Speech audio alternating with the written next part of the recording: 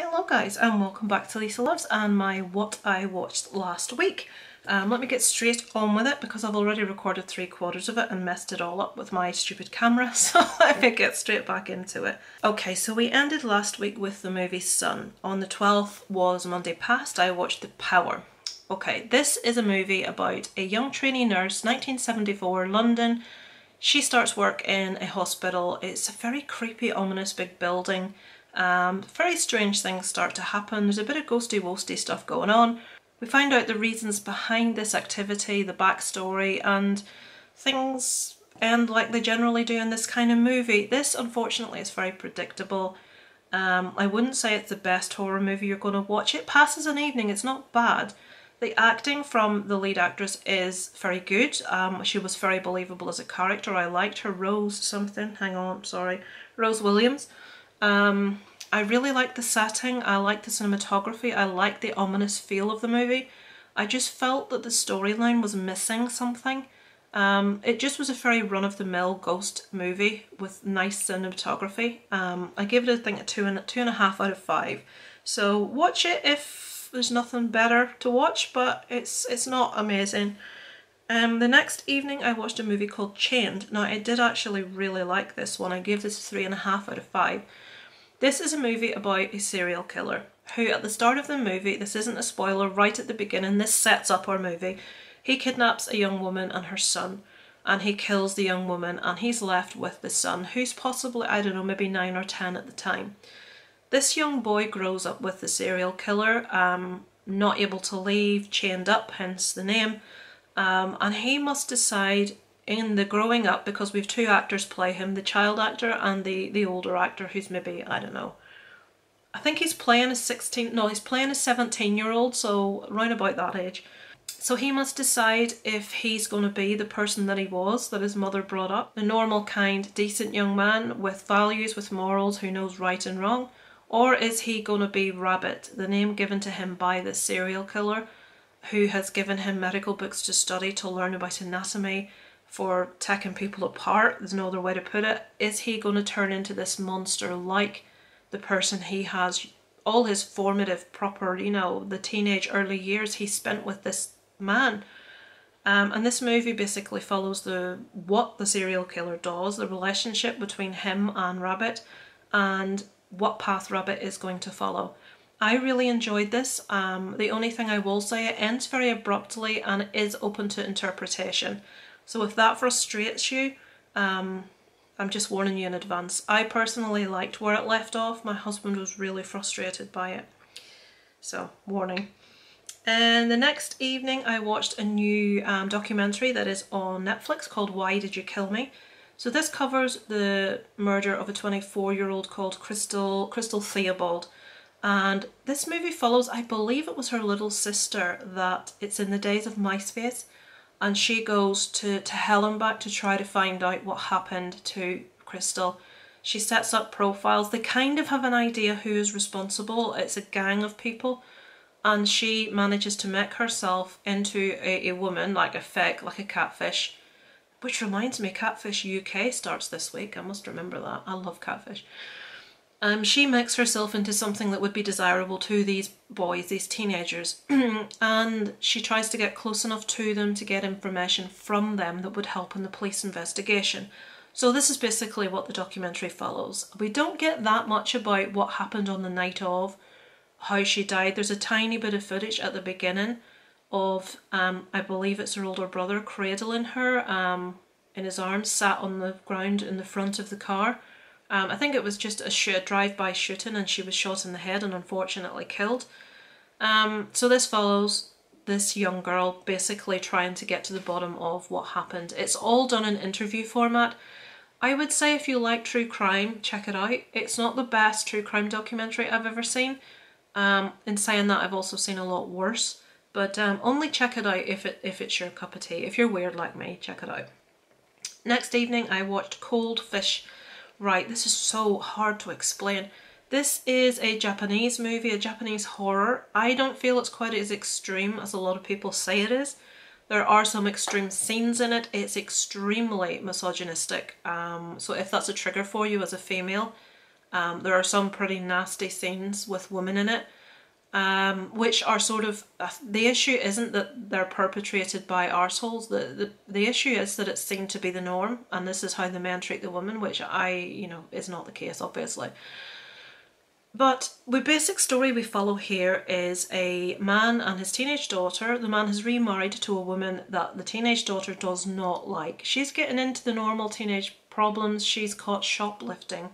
And there is a gentleman who owns a bigger, posher, more well-to-do fish shop, as in tropical fish, in the area. And he offers to give this man's teenage daughter a job with the other scantily clad, vest-wearing, short-wearing teenage girl staff in his establishment. This seems to be working fine, but with his teenage daughter working there, they start to talk about business deals, and when, I don't know what way to put it, the poorer of the two, the father of the teenage daughter, he sort of begins to think that there's something untoward about this man, and there very much is. There's an awful lot going on behind closed doors that he really wished he hadn't become involved in, but he does, and he realises that if he doesn't play along, he will meet a very, very grisly end, as he has seen people do before him. So this follows that whole relationship, everything that pans out until the inevitable climax, until something has to give, and it does at the end. The ending's fantastic. I just loved how it all fit together.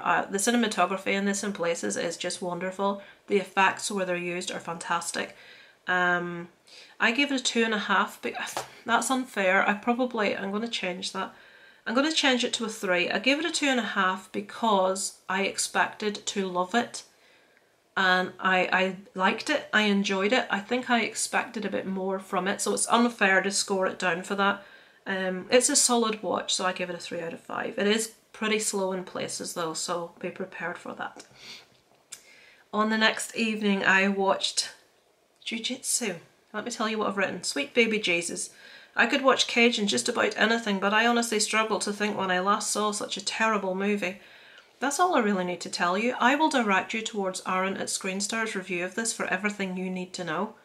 I've watched that review now 4 times and it never ceases to make the tears run down my face in hysterics because it's so spot on, and Aaron's dying a death thinking about this movie and he's going, oh, it's just so sincerely, I just don't watch this, it's fucking awful. It's awful. I can't tell you, hang on, I have to try and tell you what it's about, don't I? Every 6 years, an ancient order of jiu-jitsu fighters joins forces to battle a vicious race of alien invaders. One man in a rubber suit that's very clearly a rubber suit.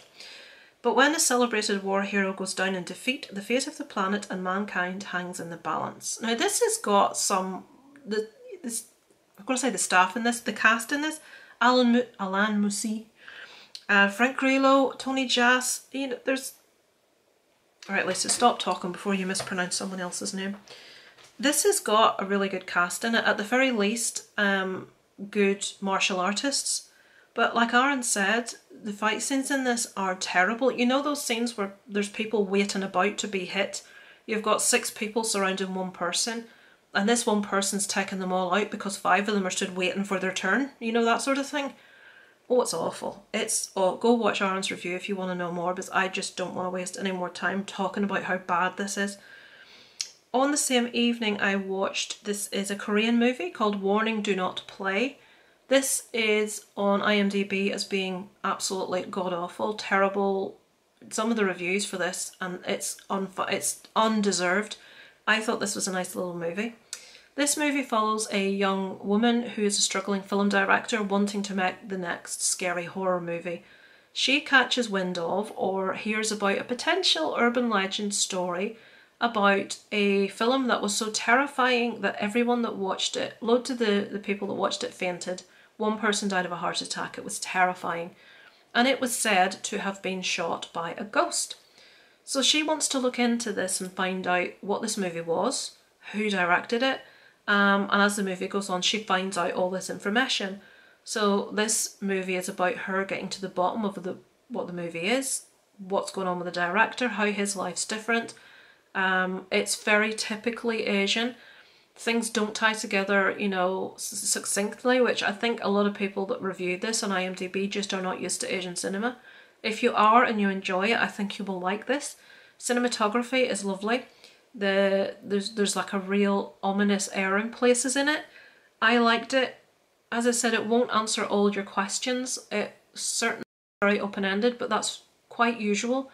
I think Asian cinema is very much more about the feel, the mood, the visual, and for me it, you know, it delivers on all of those sides of things.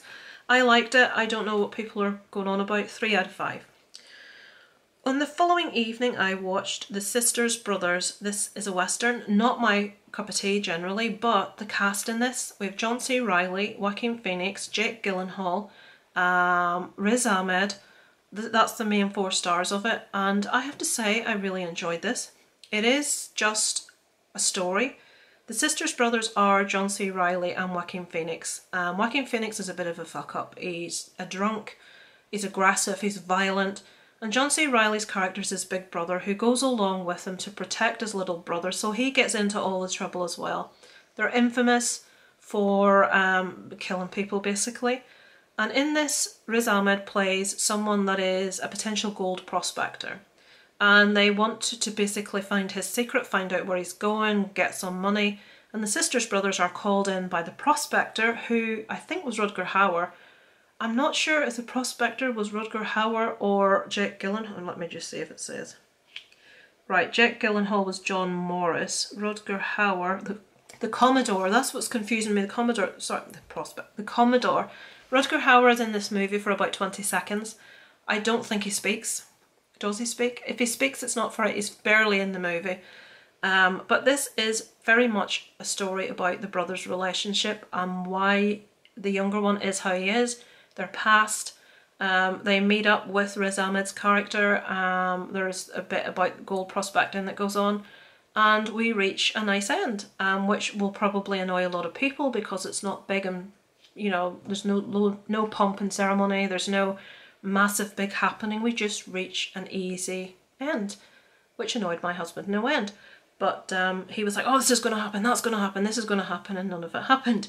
But if you enjoy good acting, good character play, Joaquin Phoenix is amazing in this. He is known for being a bit of a loose cannon off screen and being maybe not the easiest person in the world, but that does really show in his acting. You know, he is really, really, really good. Fun fact, Joaquin Phoenix's original surname isn't Phoenix, it's Bottom. Whacking Bottom. Joaquin Bottom. It's almost like whacking your bottom, isn't it? I thought that was quite interesting. Joaquin Bottom. You'll never forget that now. And finally, oh, look at the top, look at the 20th, look at what I watched last night. Oh my god, I'm going to wait until next week to talk about it because it's in, oh Jesus, Nobody. It's so good. I knew it was going to be good. I knew I was going to love it. I've been waiting for so long and I finally saw it last night. Loved it. Anyway, we'll talk about it next week. The last one from last week is Jug Face. Now, I had never heard of this. I was watching a review on Jen's Reviews from the Grave about, was it about the movie Love? I can't remember. It was about that, is it Lance von Trier? Who's that director that does the really weird stuff?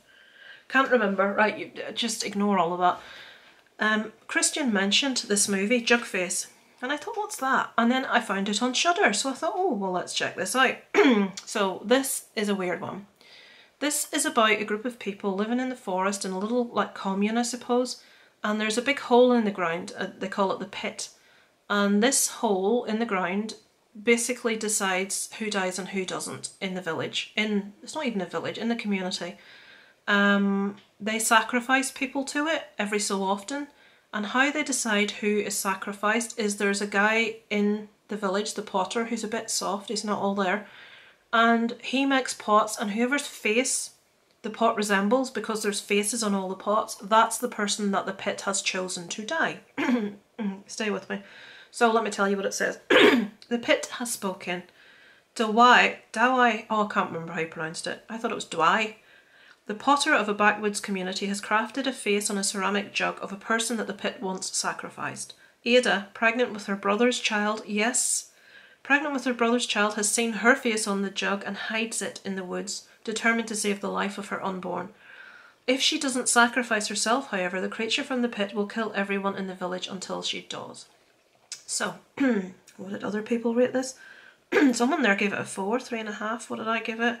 A 2.5. Let me just switch that off so I can forget about it. So, yeah, it's exactly what it says on the tin. The acting in this of the young girl was really good. I don't know entirely how I feel about it. There's no creature to be seen. It's basically a pit with a little bit of water at the bottom of it that bubbles every now and again when it's angry. There is like this ghosty boy that keeps showing up that makes no sense. Like, what's going on with this? It's not a very satisfying movie in the end. You watch it all the way through waiting for something to happen that's in some way poignant or anything, and nothing. You just can't get away from the fact that a bunch of people are killing people because a hole in the ground has told them to. Because a guy that's not quite right in the head has made a pot that looks like someone. Right, you're next. Why has he never made a pot of himself? You know what I mean? So anyway, that's what it's about. Jug Face. It was okay. I would say if there's nothing else to watch, give it a go. It's not a bad movie. The concept is a bit questionable. It's a bit hard to get on board with this bubbling hole in the ground. But if you think that you can deal with that, by all means, check it out. So that is what I've watched this week. I also finished the Flight Attendant series, which I found, I have to admit, really disappointing. Apparently they have earmarked a series 2. The whole thing is about alcoholism. It's not about, it seems to be in the background, this like trying to find out who did what, this thriller thing's going on, but in the foreground it's about alcoholism. And I was bored senseless, to be honest with you. I did not enjoy it. I watched a really good documentary was it on Amazon Prime this week, called Between Black and Blue, about kind of tied to the mafia but not the mafia, and about 2 police officers that actually go to prison for the murder of someone that they had nothing to do with the murder of. And even when one of these guys gets out, is exonerated, the other guy, who is in prison for colluding with the guy that's been proven innocent, this guy is black, he is a police officer, decorated, fantastic reputation. They don't let him out. They won't give him parole, even though the person that he is in prison for colluding with has been proven innocent. That's not enough to get this guy an appeal. The judge in this is repugnant. It interviews him and you just want to slap his face. You honestly, you want to just, it's just, oh, don't even start me. But this follows what happened, the guy that was murdered, why he was murdered, who actually probably murdered him, where he is now.